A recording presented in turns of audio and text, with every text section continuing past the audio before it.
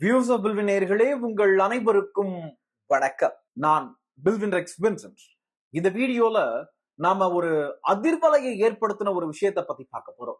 சமீப காலமா சந்தேக கொலைகள், அதுவும் முக்கியமா கணவன் மனைவிக்குள்ள சந்தேகங்கள், அதன் பரிணாம வளர்ச்சியா அது கொலையில போய் முடிகிற இந்த சம்பவங்களை நாம தொடர்ந்து பார்த்துக்கிட்டே இருக்கோம். அந்த வரிசையில திருவள்ளூர் மாவட்டம் கும்மிடிப்பூண்டி அப்படிங்கிற அந்த ஊருக்கு பக்கத்துல இருக்கக்கூடிய ஒரு கணவர் தன்னுடைய மனைவியின் மீது சந்தேகம் கொண்டு அவரை கொன்னு பேரல்ல அடைச்சு ஒரு சுடுகாட்டுல கொண்டு போய் புதைச்சிருக்காரு. இந்த சம்பவம் சமீபத்துல ஒரு மிகப்பெரிய அதிர்வலைய ஏற்படுத்தி இருக்குன்னு சொல்லலாம். அந்த சம்பவத்தின் முழு பின்னணி என்ன, இந்த மாதிரியான சம்பவங்கள் தொடர்ந்து நம்ம தமிழ்நாட்டுல அரங்கேறிக்கிட்டே இருக்கு. இதற்கு காரணம் என்ன அப்படிங்கிற மாதிரியான விஷயங்களை இந்த வீடியோல தெளிவா பார்க்கலாம்.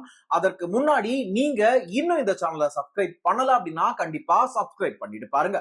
வாங்க வீடியோக்குள்ள போகலாம்.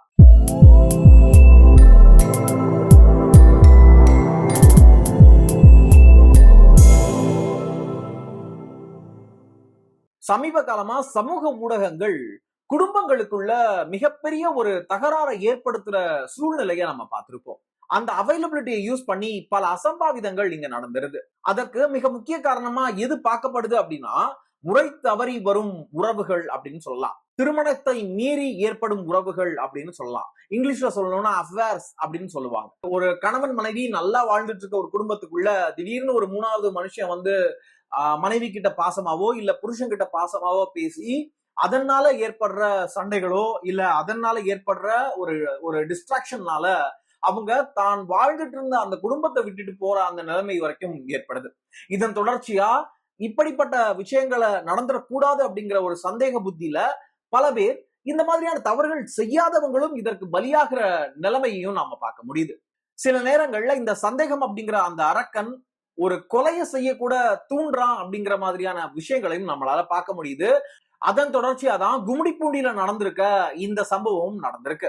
பெயிண்டர் வேலை பார்க்கக்கூடிய கணவர், தன்னுடைய மனைவி, 2 அழகான குழந்தைகள், இந்த ஒரு சின்னஞ்சிறிய குடும்பத்துக்குள்ள சந்தேகம் அப்படிங்கிற ஒரு விஷயம் வந்து கணவன் மனைவி இருவருக்கு இடையிலையும் அதிகமான சண்டைகள் வர காரணமா இருந்திருக்கு. கணவருக்கு மனைவி மீது மிகப்பெரிய சந்தேகம் இருந்திருக்கு. மனைவி அதனால அடிக்கடி கோச்சுக்கிட்டு தன்னுடைய தகப்பனார் வீட்டுக்கு, தன்னுடைய தாய் வீட்டிற்கு போறது வழக்கமான ஒரு விஷயமா இருந்திருக்கு. அப்படி ஒரு கட்டத்துல இவங்க 2 பேருக்குள்ள மோதல்கள் அதிகமாகி இந்த சந்தேகம் அப்படிங்கிற இந்த ஒரு விஷயத்தினால கணவர் தன்னுடைய மனைவிய அடிச்சு கொன்னிடுறாரு. கொன்னுட்டு கிட்டத்தட்ட இது நடந்து 2 மாதங்களுக்கு மேலாகியும் யாராலையும் கண்டுபிடிக்க முடியல. கொன்னுட்டு தன்னுடைய மனைவியின் உடலை ஒரு பேரல்ல போட்டு இருசக்கர வாகனத்துல கட்டி வச்சு எடுத்துட்டு போயிட்டு அங்க இருக்கக்கூடிய ஊருக்கு ஒதுக்குப்புறமா இருக்கக்கூடிய ஒரு மயானத்துல புதைக்கிறாராம். அப்படி புதைச்சு தன்னுடைய குழந்தைகள் கூட அவர் வாழ்ந்துட்டு இருக்காரு. புதைச்சதுக்கு அப்புறமும் கிட்டத்தட்ட 2 மாதங்களுக்கு அப்புறம் இப்போ தீபாவளி டைம்ல அந்த பெண்ணோட உறவினர்கள், தாய் தந்தையர்கள் தீபாவளிக்கு எங்க வீட்டுக்கு வாமா அப்படின்னு சொல்லிட்டு அவங்கள கூப்பிட போலாம் அப்படின்னு சொல்லிட்டு போகும்போதுதான் அந்த கணவர் அந்த பெண்ணினுடைய உறவினர்கள் கிட்ட, தாய் தந்தையர்கள் கிட்ட சொல்லியிருக்காரு, நான் உங்க பெண்ணை கொன்னுட்டேன், கொண்டு புதைச்சிட்டேன், நீங்க எதுக்கு இங்க எல்லாம் வரீங்க, இனிமே இங்க எல்லாம் வராதிங்க அப்படிங்கிற மாதிரியான ஒரு அசால்ட்டான ஒரு டோன்ல சொல்லியிருக்காரு. இதன் தொடர்ச்சியா அந்த பெண்ணினுடைய தந்தை இருக்காரு இல்லையா, அவரு அங்க இருக்கக்கூடிய காவல் நிலையத்துல ஒரு வழக்க பதிவு பண்றாரு. அதை தொடர்ந்து அந்த கணவரை சந்தேகத்தின் பேர்ல அரெஸ்ட் பண்ணி அவரை விசாரிக்கிறாங்க. விசாரிக்கும் போதுதான் இவ்வளவு பெரிய விஷயத்தை அவர் பண்ணிருக்காரு அப்படிங்கறதே இங்க தெரிய வருது. மனசாட்சி இல்லாம தன்னுடைய மனைவின்னு கூட பார்க்காம 2 பச்சிளம் குழந்தைகள் இருக்குது, அந்த குழந்தைகளுக்காகவாச்சும் கொலை செய்யாம இருந்திருக்கலாம். பட் அதையும் தாண்டி அவர் கொலை செஞ்சதுக்கு அப்புறமும் கிட்டத்தட்ட 2 மாசம் எந்த விதமான குற்றமுணர்ச்சியோ இல்ல எந்தவித சந்தேகத்திற்குரிய நடவடிக்கைகளோ அவரிடம் இல்லாம அவர் ரொம்ப சுலபமா இயல்பான வாழ்க்கைய வாழ்ந்துட்டு இருந்திருக்காரு. தீபாவளிக்கு கூட அவர் ரொம்ப சந்தோஷமா காலையிலேயே எண்ணெய் தேய்ச்சி குளிச்சுட்டு பட்டாசு வாங்கி வெடிச்சுட்டு அப்படிதான் இருந்திருக்காரு இந்த கணவர். அந்த கணவருடைய பெயர் சிலம்பரசன் அப்படின்னு சொல்லப்படுது.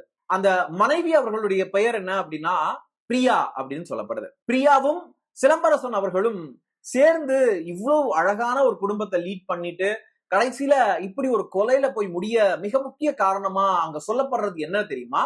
சமூக ஊடகங்கள். அதிகப்படியான பயன்பாட்டுல இருக்கக்கூடிய சமூக ஊடகங்கள், முக்கியமா இன்ஸ்டாகிராம் ரீல்ஸ் அப்படின்னு சொல்லப்படுது. இன்ஸ்டாகிராமின் மீது மோகம் கொண்டவர்கள் அதிகமா நம்மளுடைய சமுதாயத்துல நாம இருக்கிறத நம்மளால பார்க்க முடியுது. இன்ஸ்டாகிராம்ல இன்ஃபுளுசர்ஸா மாறுறதுக்காகவும் இன்ஸ்டாகிராம்ல லைக்ஸ் ஃபாலோவர்ஸ்க்காகவும் அதிகமான எஃபோர்ட்ஸ போடுறாங்க இப்போ இருக்கிற மக்கள். யூத் தான் இதை பண்றாங்கன்னு பார்த்தா கிடையாது.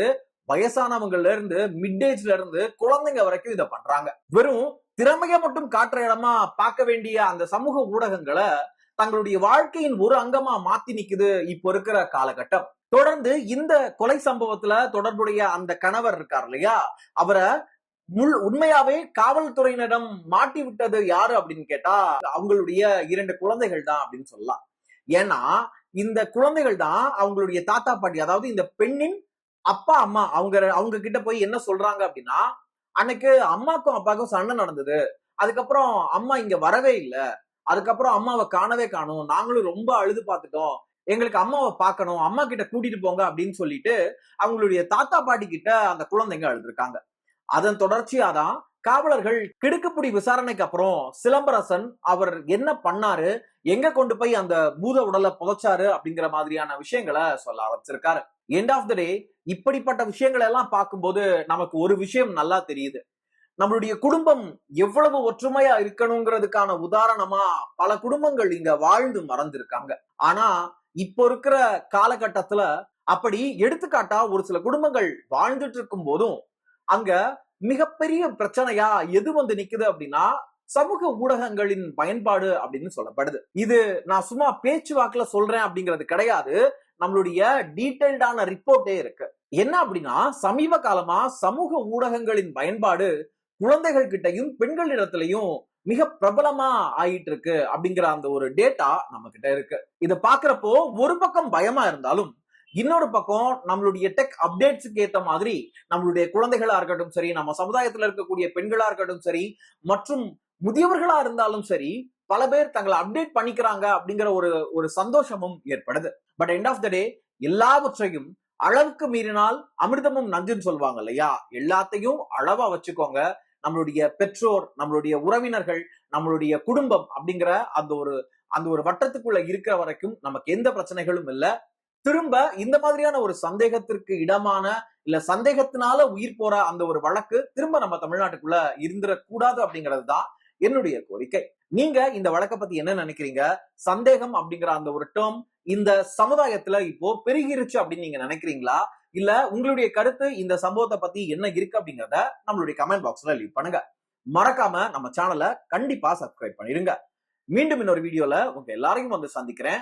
அது வரைக்கும் உங்களிடமிருந்து விடைபெறுவது நான் உங்கள் வில்வின் ரெக்ஸ் வின்சென்ட். நன்றி, வணக்கம்.